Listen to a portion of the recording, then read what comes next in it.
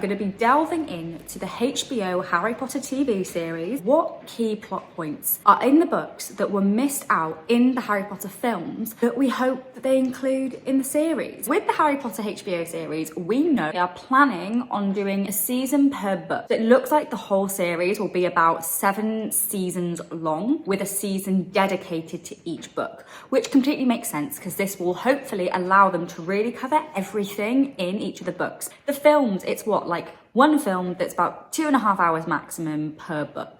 Whereas for a series, if say the episodes are 40 minutes long, say there's 10 episodes in a season. So we have 400 minutes, basically nearly 7 hours that they would have to play with, which is much more time to really delve into the book. So they have over double. They basically nearly have 3 times the amount of time to play with to showcase everything in the book, especially in the first 3 seasons when they're looking at the first 3 books. They are considerably smaller books compared to the others. As soon as you get to Goblet of Fire, they are massive. Start at the beginning and look at Philosopher's Stone and what some of the key plot points and things are that weren't portrayed the same or weren't portrayed at all in the films and that we want them to do in the book. Firstly, sort of looking at that sort of first scene. So Harry Potter, the first film, opens with it being Dumbledore, McGonagall, and then Harry being delivered on the doorstep of the Dursleys. But in the books, there's a whole chapter that is not told from Harry's perspective. It's the I think only bit where it's not told from his perspective. It basically is like you're a fly on the wall of the Dursleys and basically watching the Dursleys. And I wonder if that might be a nice different opening to help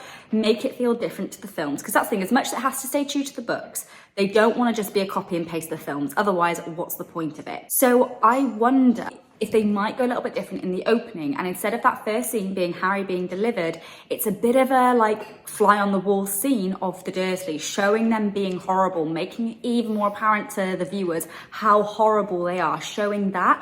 What would be really nice as well is at the start of the book, you see Vernon going to work and he runs into these strangely dressed people. He runs into wizards and they're talking about the Potter boy, Harry. Vernon's like, oh, could that be our Harry? No, I don't even know if that was his name. Maybe it was Harold. There's this whole chapter where it's looking at watching the Dursleys, where there's other wizards. There's literally wizards running around in robes and hats because Voldemort's just been defeated. There's wizards running around the Muggle world talking about it, and it's this really nice run up, and it gives us a hint of the wizarding world before we actually get told Harry's a wizard.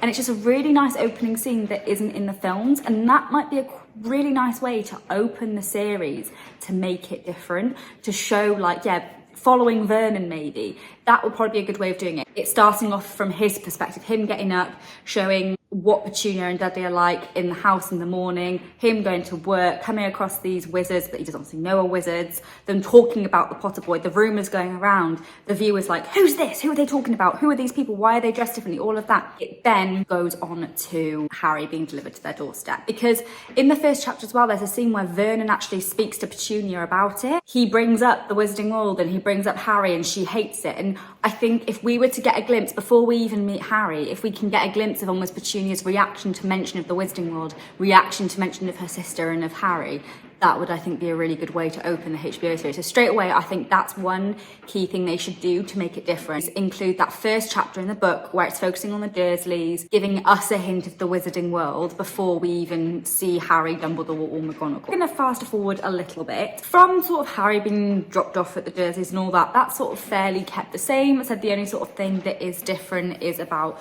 the way the Dursleys are depicted. Also, the whole smeltings thing is missed out in the films. It wasn't actually missed out, it was a deleted scene. They filmed it and they just didn't include it, but you can find that scene online. It is a deleted scene. One of the things that were missed out, or actually it wasn't quite missed out but not explained, and this is something I actually always was a bit confused by until I then looked into it later. So looking at the trip to the zoo, with the zoo, I always wondered why did they take Harry with them to the zoo? They don't like Harry, they treat him really badly, yet they take him to the zoo. In the films it's well, that's completely against what we've learnt about the Dursleys. They're taking him along for a nice day out. Granted, they're still not treating him very nicely, but they're taking him to the zoo. Why? When they've explicitly shown their hatred for him. And in the books, it's explained it's because Harry was meant to go with Mrs. Fig and be babysat and everything, but he couldn't. She wasn't available, so he had to come with them. And that, it's just like a little thing. That's like a tiny detail. But I hope in the HBO series they do include those little explanations. I think that's the key, those explanations that just make it make a little bit more sense. Another thing with the zoo, quickly, is that in the film, the glass reappears and Dudley's trapped in the snake's cage. That doesn't happen in the books. The glass doesn't reappear. So again, that's another just little change, but those little changes all added together, if they make sure they portray them right in the TV series, that is what is going to make the TV series stand out, make it have like a point and make people love it, as if it really does stay true to the book material. And in a similar vein with those little explanations, so when Harry gets the letters from no one, gets the Harry Potter Under the Stairs Privet Drive, that is the reason why he gets the room upstairs. Because I remember when I watched Harry Potter, I thought, why does Harry get suddenly in a bigger room upstairs? We only see it, I think, from Chamber of Secrets. It's like, wait, he's suddenly in a better room. How come? I remember thinking, like, this seems like a kind act for the Dursleys to give him like a bigger, nicer upstairs bedroom. Why has that happened? Why is he suddenly not in his iconic, famous to us Under the Stairs room anymore? And that is explained in the books. It is because of all those letters he's getting, because it was so specifically addressed, they moved him into Dudley's second bedroom. So that bedroom had all his toys and stuff in it, and they basically said to Dudley, that can't be your dumping ground anymore, we're going to put Harry in there. Because of the letters. It's because of the letters, because they knew it was in the Wizarding World, they were scared of that, and that is why they put Harry in the second bedroom. I do hope that the TV series keeps in those explanations, and so things just make more sense. It's not as jumpy, because I think that is one thing, the films, because they're so constrained with time, it can feel a bit jumpy sometimes, going from one thing to another.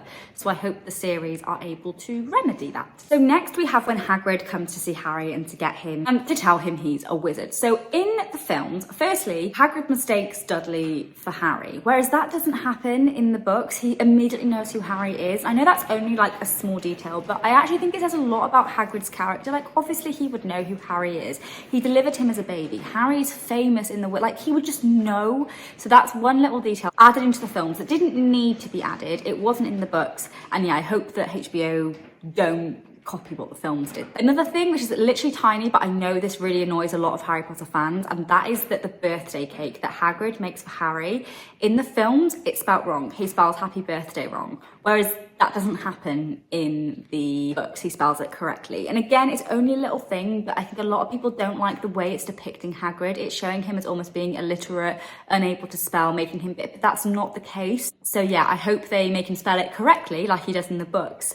But to be honest, I can't imagine the cake looking any differently to how it looks in the films. Like, it's such an iconic cake with the pink and green icing. But anyway, I don't know how they're gonna top that. And then the next thing, which is actually quite a big thing, is Hagrid. So he goes and gets Harry on his birthday, takes him to Diagon Alley that night / the next day. And then as soon as they've gone to Diagon Alley, Hagrid takes him straight to King's Cross, drops him off there, ready for him to go straight to Hogwarts. But that is the 1st of August. Hogwarts term doesn't start until the 1st of September. So according to the film's timelines, Harry gets to Hogwarts a month early, which is just incorrect. We know the Hogwarts Express leaves on the 1st of September. That is fact. We know that. So that is just complete inaccuracy on the film's part. They just jumped straight from his birthday and made it seem like Hagrid then takes him straight to King's Cross to go to Hogwarts. Whereas in the books, what actually happens is Hagrid gets Harry, does take him to Diagon Alley then and there, but then he drops him back to the Dursleys, and Harry has to spend the rest of the summer at the Dursleys. He has to spend another month there before then going to Hogwarts, and it's explained the excitement, how they're all scared of him because he's about to go to a wizarding school. And then it is the Dursleys themselves who take Harry to King's Cross. Harry has to be nice and convince him to go, and they take him. They take him, and then they laugh at him because they see the platform, realise the platform doesn't exist, and 3/4, they laugh and just leave him there. Like, that is actually quite a big bit that's just completely changed. And yet it's just suddenly basically made to seem like Harry goes to Hogwarts a month too soon. That's something that I hope the HBO series does right and explains that properly, make sure there's no inconsistencies or inaccuracies in the timeline. Another detail actually that is changed in the films is regarding Quirrell. So sorry, can I go back a little bit? So when Harry is in Diagon Alley with Hagrid and he meets Professor Quirrell, in the books it's described that Quirrell doesn't have his turban on yet, so he therefore doesn't have Voldemort possessing him at that time. Basically, it seems that Voldemort decided to possess Quirrell when he failed to retrieve the stone. He was like, right, I'm going to have to keep a better eye on you then because you failed. And from then on, he possesses him. But in the films, it's depicted that as soon as Harry meets Quirrell, he has that turban on, acting like he has Voldemort in him already, and he doesn't. So that's, again, a bit of an inaccuracy. And I actually think it'd be quite good to see almost what Quirrell was like before Voldemort possessed him. Quirrell was still sort of ruined by that point because he was being completely controlled by Voldemort, but he wasn't possessed by him at that point. But the films made it out like he was. That's another, I say it's a little change, that is actually quite a big change and actually could lead to some plot holes. I hope that they stay true to the book for that in the HBO series. Also in Ollivanders, Harry tries many more than just 3 wands to get the right one, like loads and loads and loads. I can imagine right now in the series like a montage of him trying like hundreds of different wands and like the boxes being discarded. I could just imagine that as a montage. Another detail is on the Hogwarts Express when Ron and Harry have chocolate frogs. They have Dumbledore's chocolate frog card. That's in the films. However, what's actually in the books is through the chocolate frog card that they find out about Nicholas Flamel. It shows them on the Hogwarts Express, they read out the back, and Nicholas Flamel is on the card saying he's known for what is achieved with Nicholas Flamel. It's nothing obviously known about who he is at that point, but then later on, they're like, I think Harry gets another card and he's like, oh my God, there's Nicholas Flamel, now I know who he is. So they find out who he is through the chocolate frog card. I much prefer that sort of discovery through that way rather than just through a book. So I hope they keep true to that in the HBO series. The Sorting Hat song, when they get to Hogwarts, there's a sorting ceremony. Sorting Hat has a massive song it sings. It's quite a fun one. It's quite nice. It's all written out in the books. And I really hope they include it. Don't get me wrong, I don't want the HBO series to be a musical, so I hope there's not loads of singing, but I do hope they include the Sorting Hat song, because it's quite a nice one, and it actually explains more about the different houses, because it's explained a bit in the films, but it's not actually explained that much, especially in the first one. It's really not explained what each of the houses mean. You're just sort of assumed to infer it. I don't think at any point they actually explain this is what each of the houses are. You just know Gryffindors are brave, Slytherins are bad. That's basically all you get told. Whereas in the books, it's really well explained, and the song explains it for you. It does that job. So that would be really good in the HBO series if they include that, or at least include more of an explanation on the houses and each of their traits. Now I'm just gonna have a look at some characters that aren't in the films that are in the books. One of the biggest main characters to be omitted from all of the films is Peeves. He's a massive part, especially of Philosopher's Stone, and is quite key to a few plot points and a few sort of things that happen, and he's just completely omitted. Now, you might already know this, but if not, here's a little fun fact. They did cast and film scenes with Peeves. It was Rick Mayall was cast as Peeves. He filmed scenes as Peeves, but they cut them all out. Those clips, as far as I'm aware, have not been released. I've never seen them before. I presume it's because he's a poltergeist, he's a ghost, it requires a lot of editing. And I'm guessing it was before that editing process they decided that they weren't going to use them. So they couldn't really release the clips because as he's a ghost, like Rick Mayall probably filmed them all by himself in a room and it would be edited in after, so there probably isn't really anything to show or anything that would make sense. I'd still personally love to see those clips, but anyway, that's a story for another day. Peeves, the poltergeist, who would get to loads of mischief. You know, him and Filch had this hatred. They would cause absolute mayhem for each other. Filch would be running around the castle after Peeves. So many plot points in Philosopher's Stone where the Golden Trio are trying to hide and then Peeves is like, you know, gives them away, or they have, actually the whole reason they find Fluffy is because of Peeves, because they're out late and they're trying to get back to their room and then Peeves is like very near, so they have to run and they hide in a room in order to get away from Peeves, and in that room is where Fluffy is. So Peeves is literally the reason for them finding Fluffy, but obviously they managed to do it in a different way. They did the staircases moving wrongly and them not really all of that for the films. But Peeves is a key plot point, and that is actually one, if they don't include that in the HBO series, and honestly, I don't know what the point in the series is. Professor Binns as well, he's completely missed out in the books, and he actually also is quite pivotal because Going on to Chamber of Secrets, obviously we'll do a whole nother episode on that, but Chamber of Secrets, it's Professor Binns who tells them about the Chamber of Secrets and not McGonagall. And I actually think it's quite nice, there's a little bit of a story about how, Professor Binns was just teaching one day, went to the staff room, fell asleep, got up, left his body behind. It's quite nice, it adds a little bit of dimension to the characters, to the books and everything, so that's another character. Something that I actually only realised when rereading the books recently is that in the books, Harry has a dream that really quite majorly, not even subtly, hints at Voldemort's connection to Quirrell, and that Quirrell may have something to do with all the strangeness that's going on. In Philosopher or Sorcerer's Stone, if you're from America, so it says that on Harry's first night at Hogwarts, he has a dream. It describes him as wearing a turban, just like Professor Quirrell. And the turban gets stuck on his head, and it speaks to him.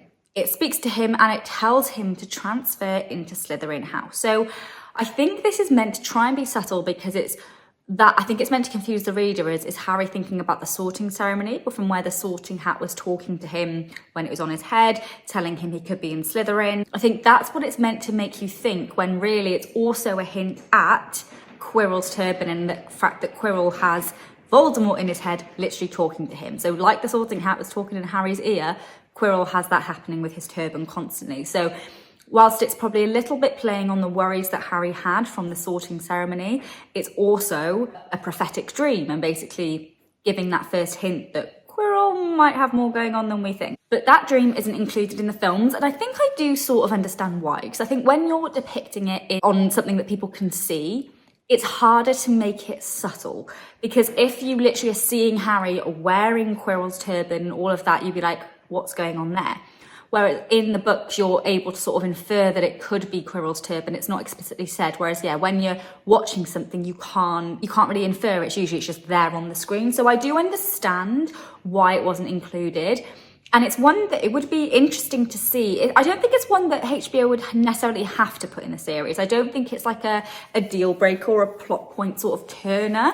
If there's maybe something they could include instead that delivers the same sort of thing, where it's the same sort of foreshadowing and hint at what's happening, but without being too obvious. They obviously do need to make sure there is that element of surprise. So it's how they're going to do that and deliver that. Another little detail that is changed is in the films, Harry gets his Nimbus 2000 from McGonagall and opens it in the Great Hall in front of everyone. Whereas in the books, Harry opens the note first, where it says, don't open this in front of other people because everyone will want one. And he takes it away with Ron and they open it in private. But that's just completely disregarded in the film. So I do think it'd be nice, again, there's little details that would help make the HBO series just stand out, be different, make it really true to the source material. I think that would be really good. The films never explain what a squib is. In the films, we learn that Filch is a squib. I think it's literally mentioned once, just that he is a squib. But in the films, there is absolutely zero explanation as to what a squib is. You are literally blind as a viewer. If you've not read the books, you're just... now that I think about it, why did they not do that? How could they expect? Were they expecting that every single person who watched the film would have read the book?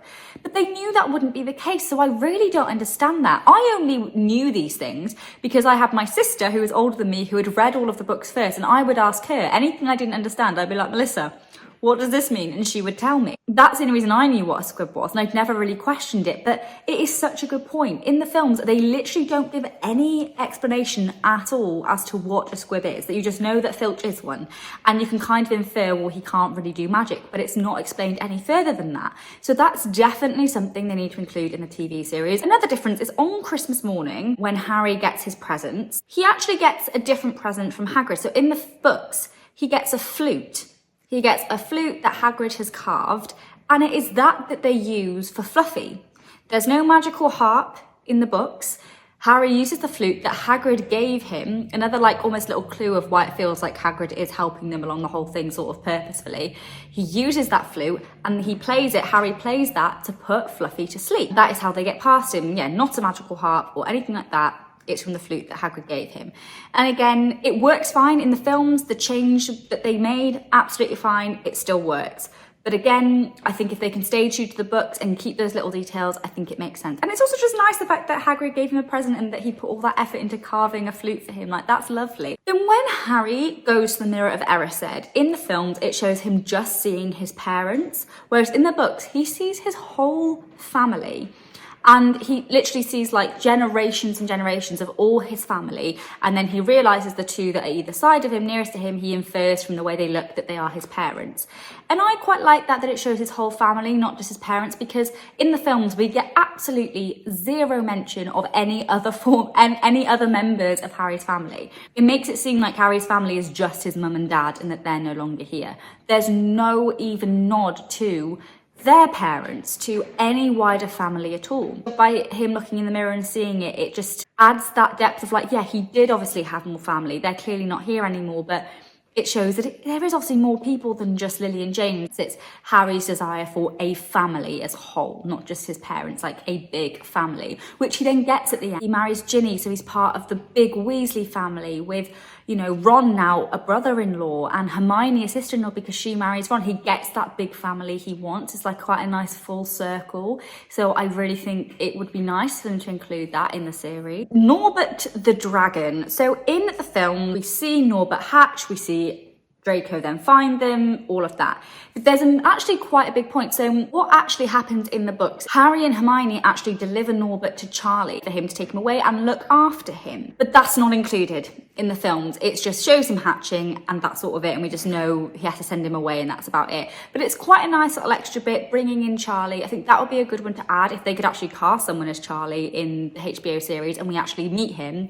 That would be nice. I know he doesn't have a major part. He doesn't show up much, but that's fine. It would just be nice to at least be able to put like a face, actor to the character. It would just be quite nice because he is the brother that's talked about the least, and just having a little include, and you could basically forget about him in the films with how little he's mentioned. The next plotline that was changed and missed out from the films that were in the books, actually potentially one of the biggest ones. That is the obstacles that the Golden Trio had to overcome in order to find the stone. So in the films, the obstacles we see them having to overcome are Fluffy, Devil's Snare, the keys, chess, and then the Mirror of Erised that Harry deals with, and that's where Quirrell's there. Whilst it's only, I think, 2 that they miss out, one of them's a really fun one, and I really wish they'd have kept in. Firstly, actually, before we go into the edge obstacles, one little difference is the way they depict Ron. So in the film, it's shown as Ron's the one that panics, Hermione saves the day, whereas actually Hermione's the one that panics in the books, and then Ron calms her down. He's like, okay, yeah, you're right, and then figures it out. And that might seem like only a little change, but there's actually quite a lot of this throughout the films, where it shows Ron as being almost like the weaker one, like the one that's panicked and not as clever, whereas actually he has a lot of moments in the books where he's the one that discovers things, he finds things out, he calms the situation, gets back in control of the situation, and it'd be really nice in the series for them to portray that side of Ron properly, because it just shows him in a better light and it's just more true to his character and gives his character more depth. They strip away some of that depth in the film to just make him the funny one. And it's great. He's a great character, but I think he'd be even better if they include that cleverness that he does have. But going back to those obstacles that we were talking about. So in the film, 2 rooms are omitted. So basically, to find the Philosopher's Stone, there's these different obstacles and each one was put in place by a different teacher. So you have the Fluffy that was Hagrid, you've got Devil's Snare that was Sprout, you've got the Wings that was Flitwick, you've got Chess that was McGonagall, and then you have the Mirror that was Dumbledore. However, in the books, there's 2 additional obstacles. There is a mountain troll, granted in the book has already been taken down by Quirrell because the troll was Quirrell's room. And then there's additional room, which is perhaps actually the most fun room as a viewer, reader, to go through, and that is Snape's room. Snape has a room, which will completely make sense. Of course, Snape would have a room to guard the stone, but they just missed that one out in the films. He has a potion room where there's like 6 potions laid out. I think it's 6 or 7 potions, and there's a riddle. And you have to find which one. 3 of them will kill you, 1 of them will let you go forward, 1 of you will let them go back, and then I think 2 of them are just wine. And it's Hermione and Harry in that room because Ron's currently passed out in the room before. They leave him there, those 2 move on, which is quite funny. In the films, it's like, yeah, Hermione, you stay. No, they leave him there. They leave Ron in the chess room and they go forward into the potion room to continue. A flame appears behind them so they can't go back to Ron. And then Hermione, of course, solves the riddle and they pick the right potions. But it's actually really interesting because in the book, they give you the riddle and you can yourself work it out. Granted, I could not work it out. I think I managed to find out which one of them was. Like, I think I knew which one would kill you, but I couldn't figure out the rest. But it's really interesting and it really grips you in. Like, I remember just staying on that page for like a good 10 minutes, going to the riddle, trying to work it out. It's a really fun, like, interactive one. And it would just be nice if they include that. And the way that Quirrell dies is different. So in the book, the reason why Quirrell dies is because Voldemort leaves him. So Voldemort, basically, as he was sort of rising to gain strength, he was possessing animals and different animals and stuff, and then he eventually possessed Quirrell. And every time he unpossesses an animal or a human, that host dies. So that is actually, in the books, what causes Quirrell to die. Voldemort leaving his body. Obviously, in the films, it shows it's being Harry placing his hand to his face and him crumbling, whereas that isn't what's meant to happen. In the books, it's described that basically anytime Harry touches Quirrell, his skin blisters. Voldemort, because obviously too much pain and he realises, okay, I can't carry on in Quirrell's body, leaves, and that is then what kills Quirrell, not Harry touching Quirrell. Because when you think, it's quite like dark really, that like Harry in his first year at Hogwarts, in the films, it's shown as him basically killing a teacher. It's literally shown as that, whereas that's not really what's meant to happen. He's meant to blister the teacher, obviously not purposefully, but actually the reason why Quirrell dies is Voldemort. It's Voldemort leaving Quirrell that kills him. So it's basically Voldemort killing Quirrell, not Harry. That is everything for the Philosopher's Stone deep dive. So looking at the plot points from the books that were missed out in the films that we hope they include in the TV series. So when you actually look into it, quite a lot was sort of kept in the films. It was some small things that were changed, some little bits that were omitted. For example, with the obstacle course, that was clearly for sort of probably time constraints rather than anything else. Mainly things not being explained properly, some little changes with when things happen. So whilst there aren't huge differences, there is a lot of detail. There's a lot of those smaller details in Philosopher's Stone that if they can include in the HBO TV series will really help to just give it more depth, really go into detail, really make the book come to life and give the series more meaning. Major changes are going to come later on in the later books as they get bigger and obviously even less able to include them all in the time. I think with Philosopher's Stone, they will really have the scope to build the sort of world, to build the wizarding world. They will have the time, with it being a whole season, they probably will add extra material. I think they will stay very true to the books, basically to like a word. I think they will stay really close to it, but I think they're actually going to add more. I think they're going to add things that isn't even in the book. As long as they're careful with it and don't go adding major things that change plots or anything, I think that is fine, and again will give more reason for the series. For example, what I actually think would be really nice if they include more of the general Hogwarts life, include more of them going to class, of their friendships and relationships. If they can include more of that, that will actually just make us feel even more immersed in the story, in the wizarding world. That is where I think they can use that extra time they're going to have. But yeah, let me know what you think, guys. Let me know if there's anything I've missed out that's in the Philosopher's Stone book that wasn't in the film that you want them to include in the HBO series. And yeah, thank you so much for watching or listening, guys. I really hope you enjoyed it. And now in the next episode, we're going to be going into Chamber of Secrets and looking at what is in the Chamber of Secrets book that was missed out in the films that could be included in the TV series. So thank you so much, guys. I really hope you enjoyed. If you like this video, please give it a thumbs up. I'd be so grateful. Make sure you subscribe, following, and stay tuned for the next episode. I will see you very soon.